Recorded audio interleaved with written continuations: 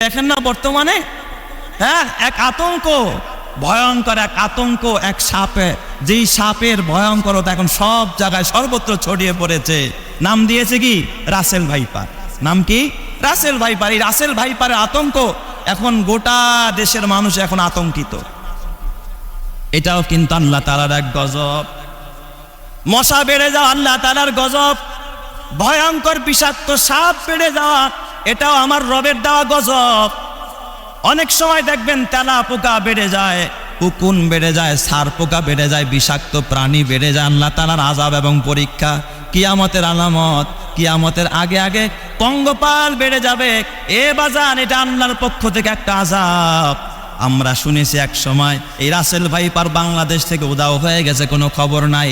আর এখন দেখলাম খবরের মাঝে মিডিয়া ভাইদের মাধ্যমে যেটা জানতে পারলাম, প্রায় বাংলাদেশের বাবা একটা দুইটা নয়, প্রায় 30টা মতো জেলার ভিতরে রাসেল ভাইপার ধরা পড়েছে। বিশেষ করে এই পদ্মার পার চরাঞ্চলগুলো, বিশেষ করে ফরিদপুর, শরীয়তপুর এবং উত্তরাঞ্চলেও ধান হয় যে সমস্ত এলাকায়, এমনকি ঢাকার পাশে এই মানিকগঞ্জেও নাকি এই রাসেল ভাইপার, এই সাপের ধরা পড়েছে। সেখানে এই পদ্মা সেতুর কাছেই, একেবারে কাছেই সেখানে ধরা পড়েছে একটা রাসেল ভাইপার। একটার পেট থেকে প্রায় 38টা বাচ্চা। আর এইগুলো এতটা ভয়ঙ্কর, এটা এমনভাবে শাসানি আর শোষানি থাকে এটার ভিতরে। এটা অন্যান্য সাপ দেখবেন বিরক্ত করলে এরপরে গিয়া সবল দেয়। একটা মানুষ যদি উত্তপ্ত করে, কষ্ট দেয়, অথবা তাকে মারতে যায়, তখন সে হামলা করে। কিন্তু রাসেল ভাইপার এমন না, ও মানুষ দেখলেই স্বপ্রণোদিতভাবে সে তাকে আক্রমণ করতে চেষ্টা করে। লাইফা যায় যে ওকে আমি আক্রমণ করবো, ওকে হামলা করব। ও ফুসতে থাকে, ওর শরীরগুলোতে এমনভাবে শ্বাস প্রশ্বাস আপ ডাউন করে, দূরের থেকে বোঝা যায় কি যেন শোষাইতেছে। তার মানে এত রাগ ওর ভিতরে, ও কামড় মেরে বসে আর কি। আর এটা কামড় মারলে একটা মানুষ, দ্রুত তাকে অবশ্যই ডাক্তারের কাছে নিতে হবে, হসপিটালে নিতে হবে। আর না হয়তো অ্যান্টিঅক্সিন না দেওয়া হলে সে 40 দিন পরেও এর বিষক্রিয়া তার শরীরের ভিতরে ছয়লাভ করতে পারে। কোনো পশুকেও যদি সে হামলা চালায়, পশুটাও মারা যেতে পারে। এই জন্য এই রাসেল ভাইপার যখন সব জায়গায় ছড়িয়ে গিয়েছে, আপনারা তো ভাবতে পারেন যে হুজুর আমরা ঢাকা শহরে আছি, আমাদের 4 দেয়ালের ভিতরে, এই ইট পাথরের এলাকার ভিতরে আর এই রাসেল ভাইপার প্রবেশ করার কোনো সম্ভাবনা নাই। আরে ভাই, এটা বলা যাবে না। কারণ অনেক সময় আমরা দেখেছি পত্র পত্রিকায়, খবরে, যে অনেক সময় কমটের ভিতরে সাপ মোড়ানো আছে না নাই? ওই যে আপনার সুয়ারেজের লাইন দিয়া রাখছেন কোথায়, একেবারে ময়লার স্তূপের ভিতরে, ওখান থেকে সুয়ারেজ দিয়া যদি একটা সাপ ঢুকে, এই সুয়ারেজের লাইন দিয়া পাইপ বায়া যদি আপনার কমটের ভিতরে ঢুকতে পারে কি পারে না? কমটের ভিতরে ঢুকতে পারে। এই জন্য আল্লাহর নবীজিও বলেছেন যে তোমরা বিছনা করার আগে বিছনা ঝেড়ে নাও, আলো দিয়া দেখো সেখানে কোনো কিছু আছে কিনা, পোকামাকড় আছে কিনা। আপনারা বাথরুমে, টয়লেটে ব্যবহার করতে গেলে তখন একটু চেক করে নেবেন লাইটটা জ্বালায়া, যেখানে কোনো বিষাক্ত প্রাণী আছে কিনা। এই জন্য একটু সতর্ক থাকতে হবে। আমাদের কাজ হলো সতর্ক থাকা আর দোয়া করা কার কাছে? আল্লাহর কাছে।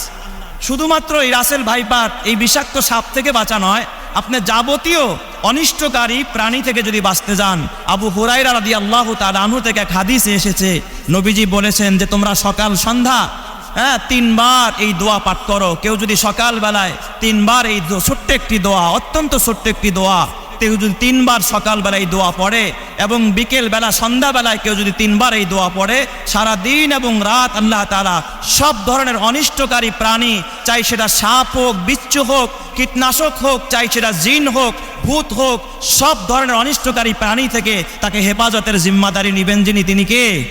আল্লাহ। ছোট্ট একটা দোয়া আল্লাহর নবী শিখাইছেন, আউযু বিকালিমাতিল্লাহিত তাম্মা মিন শাররি মা খালাক, আউযু বিকালিমাতিল্লাহিত তাম্মা মিন শাররি মা খালাক, আউযু বিকালিমাতিল্লাহিত তাম্মা মিন শাররি মা খালাক। তার মানে হলো, আল্লাহ তোমার পরিপূর্ণ কালিমার উসিলায়, এই বরকতে আমি এই সমস্ত অনিষ্টকারী প্রাণী থেকে তোমার কাছে কি চাই? আমি পানাহ চাই। কেউ যদি আল্লাহর কাছে পানাহ চায়, তাহলে সাপ কেন, বিচ্ছু কেন, বাঘ কেন, পৃথিবীর কোনো প্রাণী তাকে ক্ষতি করতে পারবে না। এই জন্য সবসময় আমরা সকাল সন্ধ্যা 3 বার, সকালেও 3 বার এবং সন্ধ্যায়ও 3 বার এই দোয়াটা পড়ব, আউযু বিকালিমাতিল্লাহিত তাম্মা মিন শাররি মা খালাক। আরেকটা আমল আমরা করব, এই সমস্ত অনিষ্টকারী প্রাণী এবং দুর্ঘটনা থেকে বাঁচার জন্য, অনাকাঙ্ক্ষিত মৃত্যু থেকে বাঁচার জন্য আরেকটা দোয়া আছে। হাদিস শরীফের মধ্যে আসছে, কোনো বান্দা যখন ঘর থেকে বের হয়, বাসা থেকে বের হয়, অফিস থেকে বের হয়, যখন বান্দা কোথাও রওনা করে, এই সফরের শুরুতে যখন একটা দোয়া আছে, ঘর থেকে বের হওয়ার পরে এই দোয়াটা পড়বে, বিসমিল্লাহি তাওয়াক্কালতু আলাল্লাহ লা হাওলা ওয়ালা কুওয়াতা ইল্লা বিল্লাহ। এই দোয়া পড়ে যদি কেউ বের হয়, আল্লাহ রাব্বুল আলামিন, বুখারী শরীফের এক হাদিসের মধ্যে আসছে, নবীজি বলেন, ফায়ুনাদি মুনাদিম মিনাস সামা, ফায়ুনাদি মুনাদিম মিনাস সামা কদ হুদিতা ওয়া বুকিতা ওয়া হুফিস্তা মিনাশ শাইতানির রাজিম। এই দোয়া পড়ে বান্দা যখন ঘর থেকে বের হয়, আকাশের ফেরেশতা একজন ঘোষণা দেয়, কদ হুদিতা, এ বান্দা তোর পথ দেখানোর জন্য আল্লাহই যথেষ্ট, ওয়া বুকিতা, তোর সংরক্ষণের জন্য আল্লাহই যথেষ্ট, ওয়া হুফিস্তা মিনাশ শাইতানির রাজিম, এবং বিতাড়িত শয়তানের হাত থেকে তোরে একমাত্র যিনি সংরক্ষণ করবেন তিনি কে? আল্লাহ। এই জন্য আমরা এই দোয়াটা পড়ে ঘর থেকে বের হব। পড়েন সবাই, বিসমিল্লাহি তাওয়াক্কালতু আলাল্লাহ লা হাওলা ওয়ালা কুওয়াতা ইল্লা বিল্লাহ। তাহলে আমরা